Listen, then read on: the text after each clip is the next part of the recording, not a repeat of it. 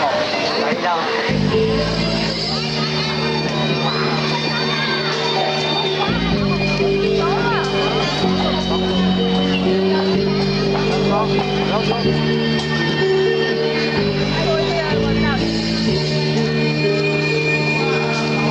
Ngày mai xa nhau rồi, chuyện mến thương xa rồi, hãy để vững ngoan tiếng ve cũng buồn, nghe trong tim sao biết mai.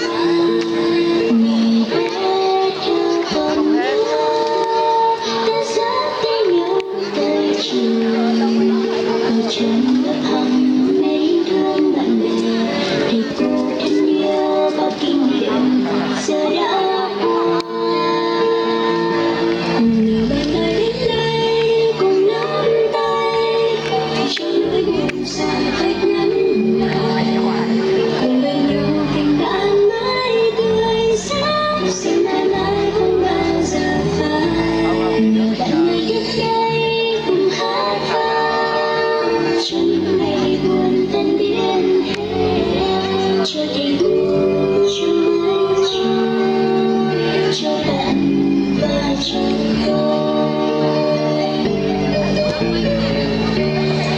Bạn hãy đến đây cùng nắm tay, cho nỗi buồn xa cách ngắn lại, cùng bên nhau tình bạn mãi tươi sáng, xin mãi mãi không bao giờ phai. Nhờ bạn người đến đây cùng hát vang, cho những ngày buồn tan biến hết, cho tình yêu cho mãi trường, cho bạn và cho tôi.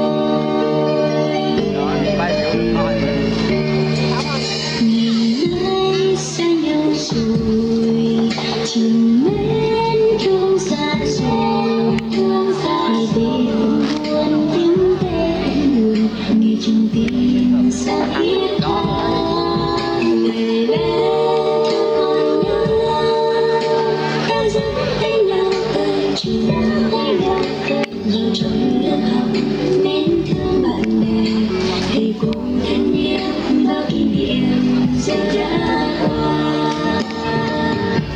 Nhờ bạn ơi đến đây cùng nắm tay, cho nỗi buồn xa cách ngắn lại, cùng bên nhau tình bạn mãi tươi sáng, xin mãi mãi không bao giờ phai. Nhờ bạn ơi đến đây cùng hát vang, cho những ngày buồn tan biến hết, cho thầy cô cho mái trường, cho bạn và cho tôi.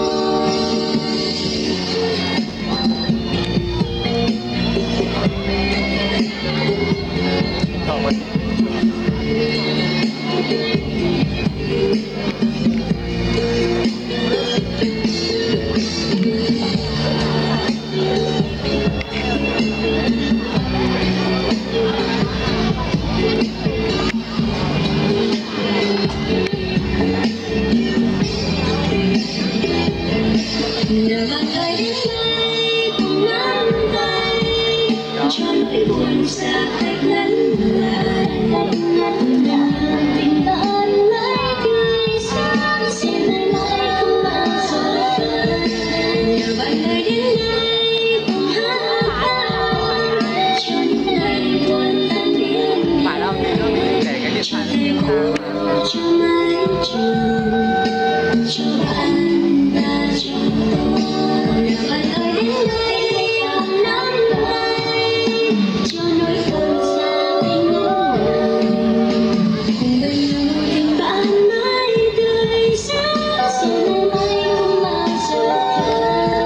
Nhờ bạn ơi đến đây cùng hát vang, cho những ngày buồn tan biến hết, cho thầy cô cho mái trường, cho bạn và cho tôi, cho tình ta cho ước nguyện sẽ mãi mãi nhớ về nhau.